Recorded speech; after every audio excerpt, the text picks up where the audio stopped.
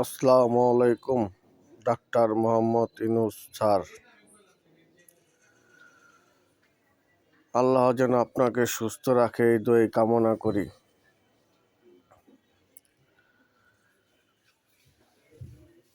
আপনার কাছে আমার একটি দাবি, যারা মদ খায় তাদেরকে সরকার অনুমতি দেয়, এটা বন্ধ করে দিয়ে যান স্যার। যারা মদ খায় তারা যে অনুমতি না পায়, কারণ মদ দেশের ক্ষতি, জানেরও ক্ষতি। মদ তো খাইতেই আছে, তারপর আবার কি পারমিট নিয়ে খাইতেছে, সরকার অনুমতি দিতেছে, এটারে বন্ধ করে দিয়ে যান স্যার। আপনি ক্ষমতা ছাড়ার আগে মদ খাওয়ার পারমিট যে দেওয়া হয়, এটারে বন্ধ করে দিয়ে যান। লজ্জার বিষয় হয়েছে স্যার, একটা মেয়ে মানুষ বলে থানার ভিতর, আমি মদ খাই, আমার পারমিট আছে। এর চেয়ে লজ্জার আর কি হইতে পারে? উনি বুক ফুলে বলতেছে আমি মদ খাই, আমার পারমিট আছে। এই পারমিট দেওয়াটাই বন্ধ করে দিয়ে যান স্যার। আর কেউ চায় না যে কেউ মদ খাক, আপনিও যেমন চান না দেশের মানুষ মদ খাক, আমিও চাই না, কেউ চায় না। তো আপনার কাছে জোরালো একটা দাবি, মদের যে একটা পারমিট দেওয়া হয়, যারা মদ বিক্রি করে তারা একটা পারমিট দেয় কাস্টমারে, পারমিট দেওয়াটা বন্ধ করে দিয়ে যান স্যার। এটা হইলো চুরি সিনা চুরি। আমি খারাপ কাজ করি আমার সরকার অনুমতি দিছে, তে আপনার ক্ষমতা ছাড়ার আগে এই কাজটা অন্তত কমসে কম করে যান স্যার। এটা কইরা গেলে সারা জীবন আপনার নাম থাকবো আশা করি। 90% মানুষ আপনারে সারা জীবনে ভালো বলবো যে না, ভালো একটা কাজ করে দিয়ে গেছে। এর পাশাপাশি সিগারেটটাও আপনি অবৈধ ঘোষণা করে যাবেন। তো আপনার কাছে এটাই দাবি, এই কাজটা করে যান। যারা মদ খায় তাদেরকে আর পারমিট দিয়ে নেই না। যদি পারেন যারা মদ বিক্রি করে তাদের লাইসেন্সগুলো ক্যান্সেল করে দেন, যে মদ বেচেই বন্ধ। এটা করা পারলে আরও বেশি খুশি হবো স্যার। যদি এটা করতে না পারেন তাহলে যারা খায় তাকে পারমিট দেওয়াগুলা বন্ধ করে দেন, আর কোনো পারমিট দেওয়া হবে না। কিছুটা হইল মদ খাওয়া কমবো মানুষের। আর কেউ থানার ভিতরে যেয়ে বলতে পারবো না আমি মদ খাই, আমার পারমিট আছে। পুলিশের সামনে বলে আমি মদ খাই, আমার পারমিট আছে, তাও একটা মেয়ে মানুষ স্যার। লজ্জা লাগে স্যার এইসব কথা শুনলে। যাই হোক, আপনার কাছে একটা দাবি, নতুন করে যে আর একটা পারমিট বি না হয়, এই আইনটা আপনি একটু কইরা যান যে কোনো পারমিট দেওয়া হবে না আমাদের। আল্লাহ পাক আপনাকে সুস্থ রাখুক, ভালো রাখুক, এই দোয়া করেই আপনার কাছে আমার এইটুকুই দাবি। আল্লাহ চাতে এই দাবিটা আপনি নির্বাচনের আগে আগে এটা পূরণ করবেন ইনশাল্লাহ।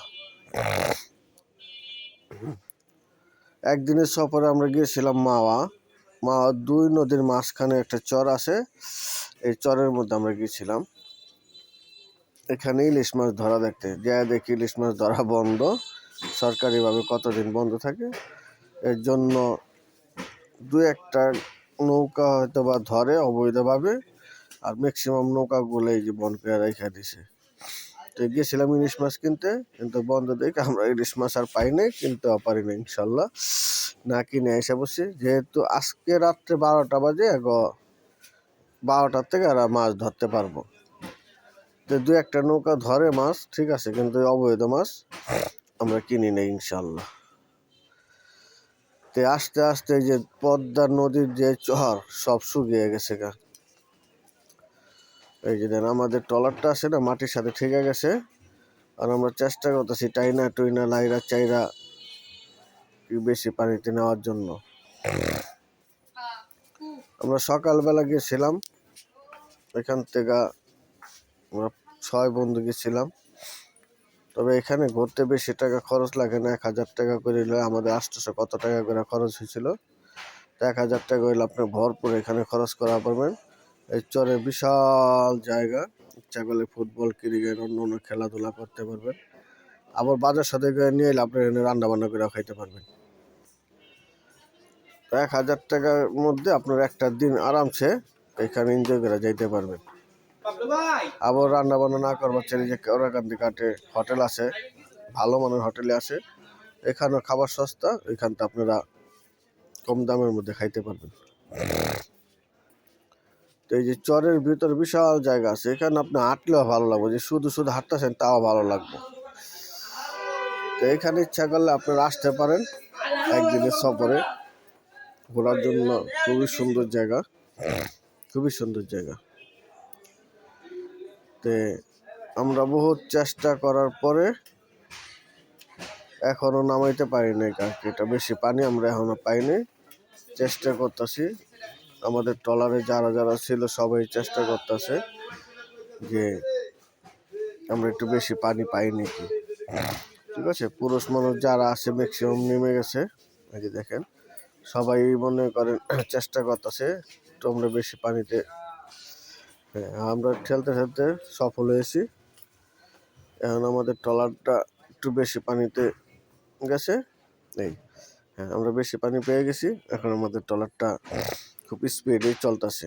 এই যে দেখেন সাইডের দৃশ্যগুলো দেখেন, এগুলা শুধু ক্ষেত আর ক্ষেত, মরুভূমির মতো। ঠিক আছে, এসব এলাকায় আপনি হাঁটবেন তাও আপনার কাছে মজা লাগবে। আসবেন এই জায়গায় কেওড়াকান্দি দিয়ে ট্রলারে পার হইবেন, ট্রলারে সোজা ওইখানটা পার হলে আপনি 10 টাকা করে নেবে। অনেক সুন্দর এলাকা, সুইমিংয়ের চেয়ে সুন্দর পানি, পদ্মার পানি, অত টলটলা পানি, গোসল করে অনেক মজা করতে পারবেন।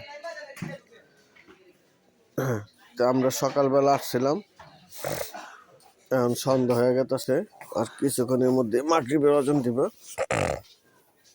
তো আজানের আগে আগে ইনশাল্লাহ আমরা কেওড়াকান্দি ঘাটে পৌঁছায় যাবো, ওইখান থেকে খাওয়া দাওয়া করে ইনশাল্লাহ ঢাকার দিকে রওনা দেব। তে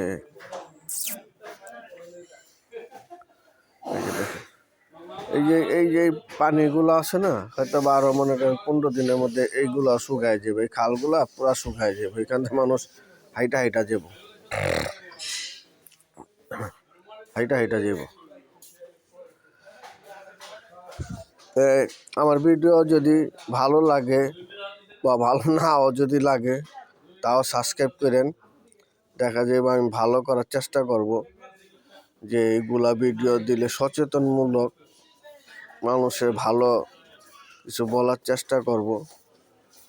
যে হয়তো বা এখন পর্যন্ত আমি ভালো কিছু করতে পারতাছি না, আপনারা লাইক সাবস্ক্রাইব যদি করেন তাহলে আমার ভিতরে আরও উৎসাহ হইব, ভালো কিছু করার চেষ্টা ইনশাল্লাহ করব।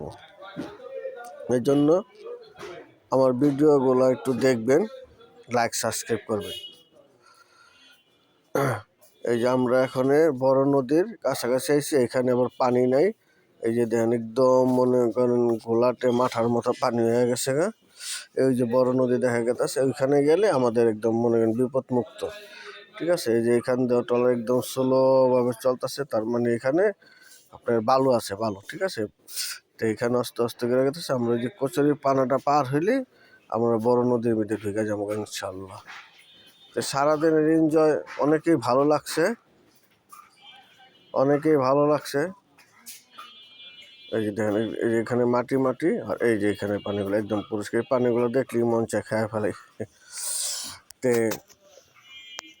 অনেক ভালো লাগছে, আপনারা আমার ভিডিও দেখবেন, সাবস্ক্রাইব করবেন, তাইলে আমি ভালো কিছু করার চেষ্টা করব। আর ইউনূস স্যারের কাছে আমার একটি দাবি, যারা মদ খায় পারমিটগুলো যে আর সরকারিভাবে দেওয়া না হয়, এইটারে বন্ধ করে দেওয়ার জন্য। যদি আপনারা মনে করেন আমার এই দাবিটা ঠিক আছে, তাহলে আপনারা লাইক শেয়ার কমেন্ট করে কিন্তু স্যার পর্যন্ত আমার এই ভিডিওটা পৌঁছায় দিন। উনি যিনি এই ভিডিওটা পর্যন্ত উনি যে ভিডিওটা দেখতে পারে, কারণ উনি এই ভিডিওটা যদি দেখতে না পারে আমি যত কথাই ওনার কাছে বলুন কিন্তু উনি শুনবই তো না, আমার এই কাজটা করবো কীভাবে। তো আমরা যত মানুষ আছে সবাই চেষ্টা করবো ইনশাল্লাহ এই ভিডিওটা ইনো স্যার যে দেখে বা আমার এই দাবিটা যে উনি কানে শোনে, তাইলে উনি এই জিনিসটা করতে পারবো। দেখা গেলো আমি ভিডিও ছাইরা ইনো সাহেবের কাছে আমি দাবি করলাম, তো উনি এই জিনিসটা জানেই না, তো উনি কেউ করবে কীভাবে। তো এটা ওনার পর্যন্ত পৌঁছাইতে হইলে আমাদের সবাই, যদি আমরা সবাই এই ভিডিওটা লাইক শেয়ার করি,